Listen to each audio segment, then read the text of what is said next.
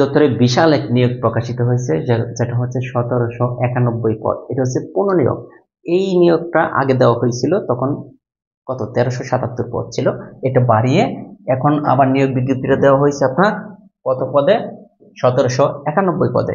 এখন যে প্রশ্নগুলো আমি ফেস করতেছি ইনবক্সে, প্রতিনিয়ত যে প্রশ্নগুলো আপনারা করতেছেন, ভাই আবেদনের যোগ্যতা কি, পূর্বে যারা আবেদন করেছে আবার আবেদন করা লাগবে কিনা, একাধিক পদে আবেদন করা যাবে কিনা, আবেদন কবে থেকে শুরু, কেন্দ্র কোথায় হবে, পরীক্ষা কি রিটেন হবে নাকি এমসিকিউ, পরীক্ষার মান বন্টন ও সিলেবাস কি, কিভাবে প্রস্তুতি নেব, এই প্রশ্নগুলোর উত্তর আমি এখন ক্লিয়ার করে দেব।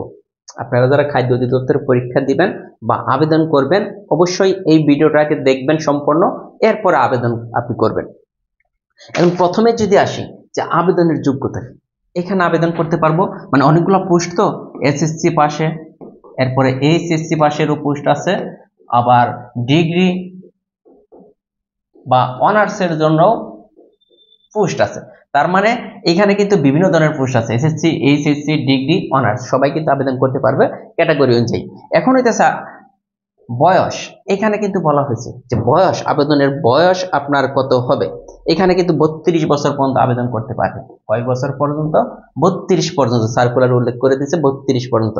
আগে যে সার্কুলারটা ছিল এটার, ওইটা 30 বছর পর্যন্ত ছিল।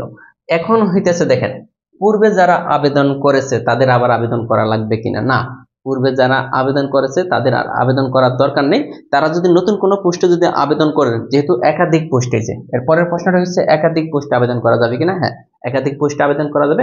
আপনি যদি নতুন কোনো পোস্টে আবেদন করতে চান তাহলে আবার আবেদন করতে পারেন, কিন্তু যে পোস্টে আপনি একবার আবেদন করে টাকা পেমেন্ট করছেন এর আগে, এখন আর আপনার আবেদন করার কোনো দরকার নেই।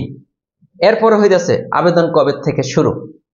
আবেদন শুরু হবে 8ই এপ্রিল থেকে। আবেদন শুরু হবে 8ই এপ্রিল থেকে 7ই মে পর্যন্ত চলবে।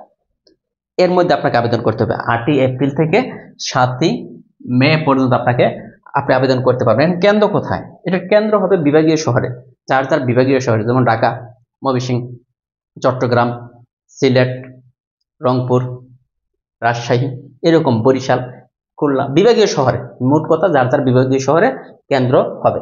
তার মানে আপনার ঢাকা আসতে হবে না পরীক্ষা দেওয়ার জন্য, যার যার বিভাগীয় শহরে আপনি পরীক্ষা দিতে পারবেন।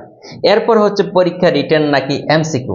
এখানে যদিও বলা হইতেছে যে এমসিকিউ টাইপ রিটেন, তার মানে এমসিকিউ হবে, পরীক্ষাটা এমসিকিউ হবে এবং এরপরে ভাইভা।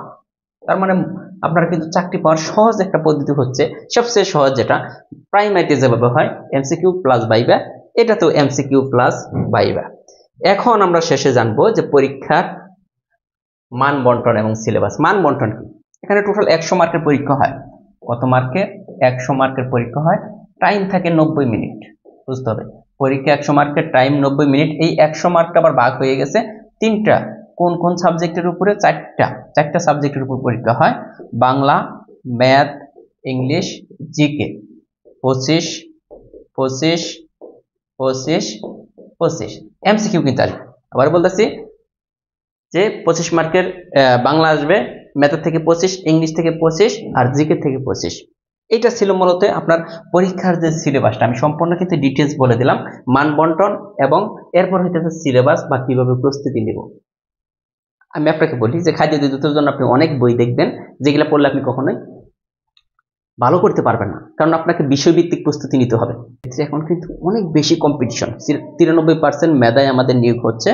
তো আপনাকে কি একদম প্রাইমারি প্রিপারেশন যেভাবে নিচ্ছেন না, এটার জন্য যেমন 11 থেকে 20তম গ্রেডের চাকরিতে যে সিলেবাস, এখানে কিন্তু সেম সিলেবাস। ধরে নেন যে প্রাইমারি যে সিলেবাস আর খাদ্য অধিদপ্তরের সিলেবাস সেম, তাহলে আপনি কি করবেন? প্রাইমারি প্রিপারেশনটা যেভাবে নিচ্ছেন, বিসিএস এর প্রশ্ন পড়বেন, প্রাইমারি প্রশ্ন পড়বেন, অন্যান্য গুরুত্বপূর্ণ নিয়োগ পরীক্ষার প্রশ্ন পড়বেন, সাথে খাদ্য অধিদপ্তরের প্রশ্ন পড়বেন, ইনশাল্লাহ ভালো কিছু করতে পারবেন। আর ম্যাথে যদি আপনি সর্বোচ্চ ভালো করতে চান, আবার বলতেছে আপনাকে বিষয়ভিত্তিক পড়তে হবে। কোনো সাজেশন পড়ে কিন্তু জব হবে না, কোনো সাজেশন পড়ে, কোনো পিডিএফ পড়ে, কোনো শিট পড়ে কিন্তু জব হবে না। আবারও কিন্তু আমি ভালো একটা টিপ দিচ্ছি, আপনি যদি ভালো করতে চান, বাজার থেকে ছোট একটা বই কিনে নিয়ে আসলেন, যেটা পড়ে আপনার জব হয়ে যাবে, না, এই ধরনের বই দরকার নাই। এই টাইপের কোর্সও আপনি 2 মাসে আপনাকে টিকে দিবে এরকম না। আপনি ম্যাথে, ইংলিশ, বাংলা, জিকে আলাদা আলাদাভাবে সুন্দরভাবে আপনার কাছে যে বই আছে ওই বই থেকে আপনি পড়তে পারেন, কোনো সমস্যা নেই। আমাদের যেমন ম্যাথের বইটা, এই বইটা যদি পরীক্ষা দিয়ে দিতে আমি বলে দিতে পারি ম্যাথে 25টা, ম্যাথের মধ্যে ইনশাল্লাহ 25টাই কমন পাবেন ছোট একটা বই থেকে। এরকম আমাদের একটা ডাইজেস্ট বই আছে, ইংলিশ বই আছে, এই বইগুলো নিতে পারেন, অথবা অন্য কোম্পানির বই আপনি পড়তে পারেন। তবে টপিক ভিত্তিক আপনাকে পড়াশোনা করতে হবে। তো বিষয়টা আমি ক্লিয়ার করতে পারছি কিনা? এটার জন্য আলাদা কোনো সিলেবাস নেই। 11 থেকে 20তম গ্রেডের চাকরির যে সিলেবাস, এটা কি সিলেবাস? তার মানে মনে করেন প্রাইমারি সিলেবাস আর খাদ্য সিলেবাস পুরো সেম। যেহেতু প্রাইমারি প্রিপারেশন মানে প্রাইমারি প্রস্তুতি সম্পর্কে আমাদের আইডিয়া আছে, সো আশা করি যে এটা সম্পর্কে আপনার আইডিয়া হবে। প্রাইমারি আর এটার মধ্যে পার্থক্য, প্রাইমারিতে 75 মার্কের পরীক্ষা হয়, এটা 100 মার্কের পরীক্ষা হয়, এটাই, আর তেমন কিছু পার্থক্য নাই। এটাও ভাইবার পরে এমসিকিউ পরীক্ষার পরে ভাইবা পরীক্ষা, এই প্রাইমারিতেও সেম। সো আপনাকে এই বিষয়গুলো ক্লিয়ার কিনা একটু কমেন্টে জানাবেন। আর ধন্যবাদ সবাইকে। আর আপনি চাইলে আমাদের জব ম্যাথ বইটা আপনি নিতে পারেন 11 থেকে 20তম গ্রেডের চাকরির জন্য। ইভেন কি গত 3টা প্রাইমারিতে 3টা ধাপেই 100% কিন্তু কমন ছিল ছোট একটা বই থেকে। তো ধন্যবাদ সবাইকে, ভালো থাকবেন, আল্লাহ হাফেজ।